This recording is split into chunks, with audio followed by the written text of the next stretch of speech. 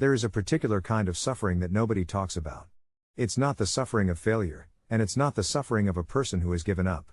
It's the suffering of someone who can see exactly who they want to become, who can feel the weight of their own potential, and yet, day after day, cannot seem to close the gap between that vision and the life they're actually living. If that sounds familiar, this video was made for you. Because here's the uncomfortable truth that most self-help content won't say out loud: ambition without discipline isn't a virtue. It's a trap. And the more intensely you feel it, the deeper the trap goes. The ancient samurai understood this. Not in a motivational poster kind of way, but in the way that men who trained for years under cold water, who rose before dawn in silence, who dedicated decades to a single discipline, understood it in the marrow of their bones. They had a name for what was missing in the ambitious but idle dreamer. They called it Kaizen Nomi. The way of small improvements. And it is the only honest answer to the question of why talented, intelligent, deeply motivated people stay stuck for years, sometimes their entire lives. Let's begin with a story. There was once a young samurai named Yuki who arrived at a great dojo with fire in his eyes and dreams in his chest. He came from a small village where he had spent years telling anyone who would listen that he would one day be the greatest swordsman in all of Japan. He had studied the history of every legendary warrior. He could describe the battles of Miyamoto Musashi in vivid detail. He had spent long evenings drawing out sword techniques on parchment and imagining the moment he would face his first great opponent and emerge victorious. And yet, when training began at dawn each morning, Yuki was rarely there. He had reasons, of course. He was tired from the previous night's study. His wrist felt slightly stiff. He wanted to wait until he felt fully prepared, fully rested, fully ready before he gave his best effort. After all, he told himself, a warrior shouldn't waste energy on half-hearted effort. He would train hard when the conditions were right. The seasons changed. The other students grew faster, stronger, more precise. Their bodies began to carry the unmistakable quality of people who had done something thousands of times, an ease, a fluency, a kind of quiet confidence that lives not in the mind but in the hands and the feet and the breath. Yuki's knowledge grew sharper. His actual skill stayed frozen. His teacher watched all of this without comment for a long time. And then one afternoon he sat down beside Yuki and said something that the young man never forgot. He said, "The sword you spend all your time imagining will never cut anything." What Yuki didn't understand, and what most of us don't understand, is that his ambition was actually working against him. This is one of the most counterintuitive and important things modern behavioral science has confirmed about the human brain. When we talk about our goals, when we describe our plans in vivid detail to others, when we spend long hours imagining our future success, the brain experiences something remarkably close to the satisfaction of actually achieving that goal. Dopamine is released. We feel a sense of progress. We feel like something has been accomplished. And so the urgency to actually do the work quietly dissolves, because on a neurological level, we have already been partially rewarded. Yuki wasn't lazy in the way we usually think about laziness. He wasn't without desire. He had more desire than almost anyone around him. But he was using that desire as a substitute for action rather than as a fuel for it. His dreams were feeding his brain just enough reward to make real effort feel unnecessary. Sound familiar? The second trap that keeps ambitious people frozen is subtler, and in some ways more dangerous, because it disguises itself as virtue. It's called the illusion of preparation. We tell ourselves we are preparing. We research, we plan, we gather information, we organize our schedules, we buy the notebooks and the equipment and the courses. We wait until we understand the thing fully before we try it. We wait until the timing is right.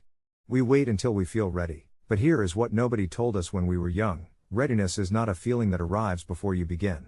Readiness is something that gets built in the doing. Every hour spent waiting to feel prepared is an hour that the people who are actually succeeding spent practicing in a state of imperfection and uncertainty. The samurai tradition has a phrase that cuts through this beautifully. Yagyu Munenori, one of the most respected sword masters in Japanese history, is remembered for saying that the sword that waits for perfect conditions never leaves its sheath. He wasn't speaking only about swords.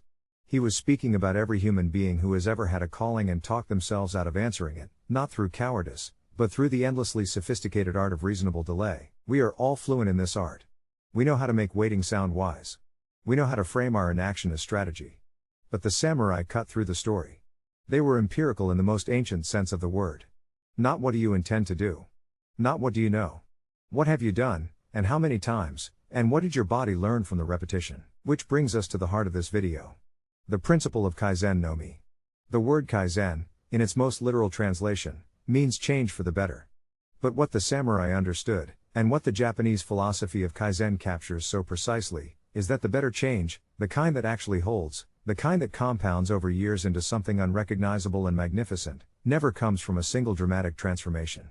It comes from a small, consistent, daily improvement that most people would dismiss as almost insultingly minor. Miyamoto Musashi, perhaps the most famous swordsman in human history, a man who fought and won over 60 duels and was never once defeated, was not forged in the great battles. He was forged in the days between the battles. He rose early. He practiced the same foundational forms until they were no longer techniques he performed but reflexes he was. He wrote in the Book of Five Rings about the importance of doing ordinary things with complete attention, every single day. He was not describing a path to being inspired. He was describing a path to being unbreakable. And here is what Kaizen Nomi teaches that modern productivity culture almost always misses. The goal of the small daily action is not, primarily, to make direct progress toward your destination. The goal is to become the kind of person for whom that action is natural. The goal is identity before outcome. When Yuki's teacher finally agreed to mentor him, after a long period of watching and waiting, he didn't give him complex techniques. He gave him one thing to do. Every morning, before the dojo opened, Yuki was to draw his sword from its sheath and return it, 100 times, with complete attention. That was all. No sparring. No forms.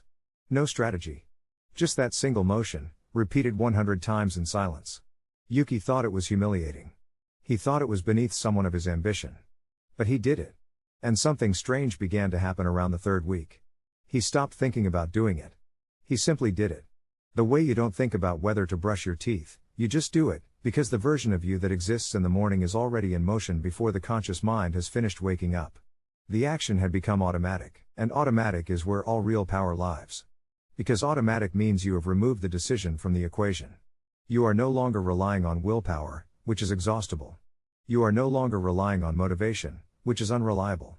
You are running on something much more durable, a structured habit that your nervous system has accepted as part of who you are. This is the mechanism behind every person you've ever looked at and thought, how do they do it?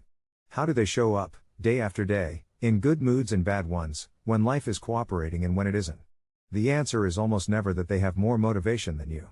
It is almost always that they made a series of very small commitments, long ago, and they kept them, and now those commitments have fused with their identity in a way that makes not doing the thing feel genuinely strange. You can build this.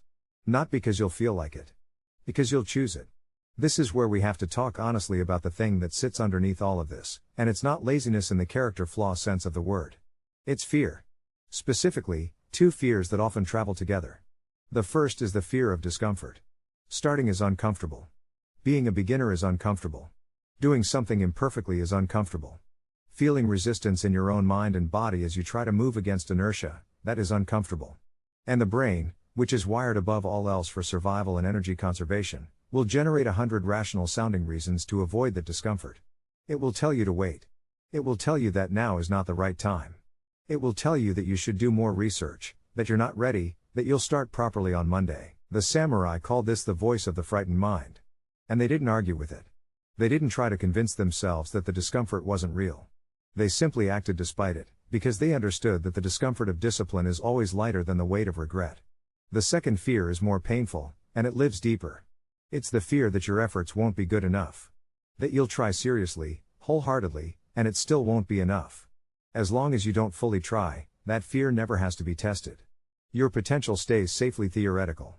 Your greatness exists in the protected space of the unrealized, but that protection is an illusion that costs everything. The only way through both of these fears is the same: do the small thing, today, right now, in the presence of the fear and the resistance and the voice that says not yet. Because action doesn't wait for fear to leave the room. Action invites fear into the room and moves anyway. And what you discover, every single time, is that the fear was loudest in the moment before you began. Once you're in motion, it quiets. Not because you conquered it, but because you gave your body something real to do, and the body, given direction, almost always follows. This is the deepest teaching in all of Kaizen Nomi. Motivation doesn't create action. Action creates motivation. The energy, the focus, the inspiration we wait for, these are not causes of movement, they are products of it. They show up after you've already begun, as a reward for having begun. Which means every moment spent waiting for them to arrive is a moment spent waiting for a train that only departs from stations you've already left. Begin, and they will come. Begin without them, and you'll find out that you didn't need them to begin with. So here is what this all means practically. if you are someone sitting with large ambitions and a daily life that doesn't yet reflect them. Don't start with your biggest goal. Start with the smallest possible version of the action that moves toward it.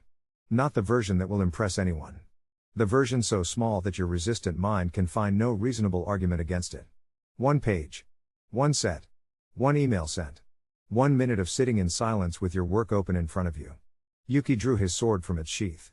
That was all. Do that small thing every day, at the same time, in the same way. Not because you'll feel like it. Because you decided to. Let the decision be made once, clearly, and then remove the daily renegotiation from the equation. You are not asking yourself each morning whether to do the thing. You decided.